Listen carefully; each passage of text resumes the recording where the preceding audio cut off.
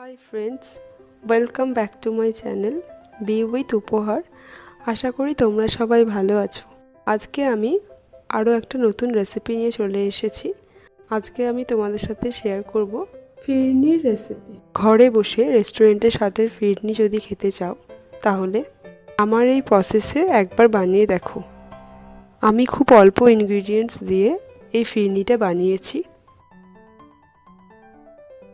প্রথমে আমি একটা প্যান নিয়ে নিয়েছি। প্যানের মধ্যে দিয়ে দিচ্ছি দুধ। এখানে আমি আমুল গোল্ড ইউজ করেছি আর দুধটা আমি টোটাল 1 লিটার নিয়েছি।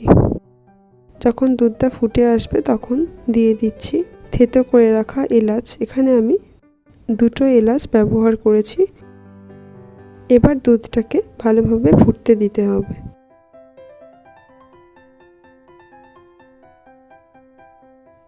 দুধটা আমার ভালোভাবে ফুটে গেছে।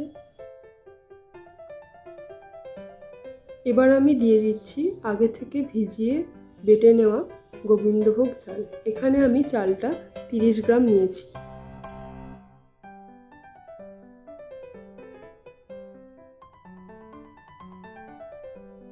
চালটা দুধের মধ্যে দিয়ে ভালোভাবে মিশিয়ে নিতে হবে।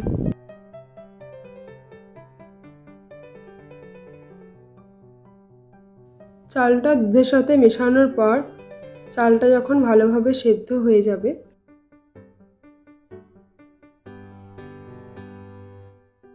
তখন আমি দিয়ে দিচ্ছি কাজু, আমন্ড আর পেস্তা বাদামের টুকরো।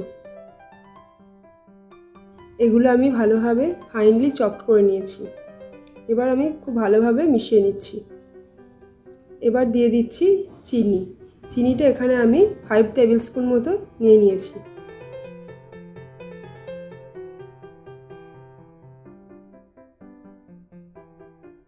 ভালোভাবে মিশিয়ে নিচ্ছি।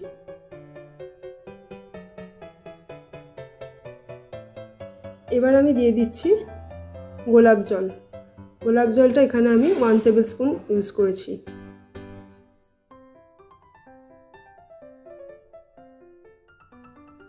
চিনি ভালোভাবে মিশে গেলে এবার আমি দিয়ে দিচ্ছি কনডেন্স মিল্ক। 200 গ্রামের ক্যান থেকে আমি 100 গ্রাম মতো ইউজ করেছি। তোমরা তোমাদের পছন্দ মতো বেশি বা কম নিতে পারো।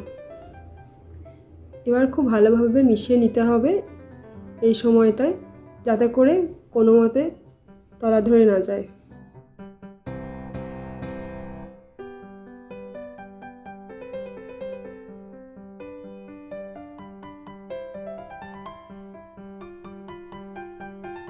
এবার আমি এর সাথে মিশিয়ে দেব দুধে ভেজানো কেশর।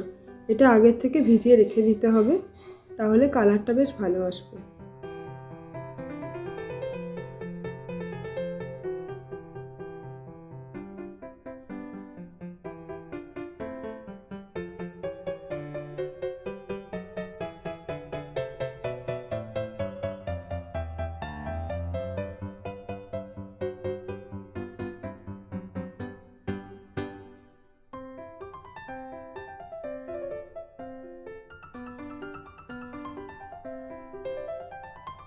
ফিরনিটা আমার হয়ে এসছে।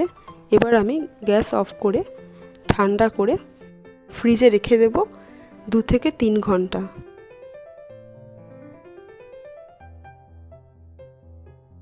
তারপর পরিবেশন করে নিচ্ছি।